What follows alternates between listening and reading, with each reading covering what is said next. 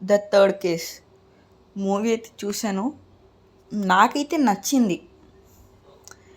ఎందుకంటే ప్లాట్ విషయానికి వద్దాం. ప్లాట్ వచ్చేసరికి మీరు ట్రైలర్లో ఏదైతే చూసారో అదే అనమాట. దీంట్లో ఏమని చూపిద్దాం అనుకున్నారంటే కొంచెం వైలెన్స్ ఎక్కువ ఉండేది దీంట్లో. అఫ్కోర్స్ ఏ రేటెడ్ మూవీ అనమాట.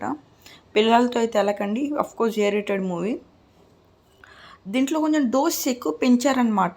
వాంటెడ్గానే పెంచారు. మరి మార్కోనా కాదు, మార్కో చించుకోవడాలు, చంపేడాలు, దానికి ఒక పద్ధతి, ఒక ప్యాటర్న్ ఈ మూవీలో ఉండిద్దనమాట. లాస్ట్లో ఏమైందంటే కొంచెం గ్రాండ్గా మనీ ఎక్కువ పెట్టారనమాట. మనీ ఎక్కువ పెట్టినట్టు తెలుస్తుంది. పెట్టాల్సిన దానికంటే ఎక్కువ పెట్టారు. అది కరెక్ట్ కనబడుతుంది అనమాట మనకు స్క్రీన్లో. ఇక్కడ వీళ్ళు చేసిన తప్పు ఏంటంటే క్రైమ్ ఇన్వెస్టిగేషన్ ఏదైతే ఉండిద్దో హిట్ 1లో చూసాం, హిట్ 2లో చూసాం. హిట్ 3లో way of presentation first of తోపు ఉండిద్ది.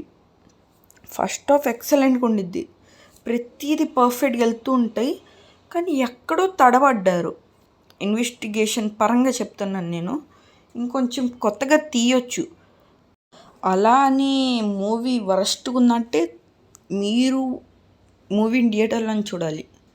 చెప్తున్నాను కదా, థియేటర్లోనే చూడాలి ఈ మూవీ. మస్ట్ వాచ్ అనమాట.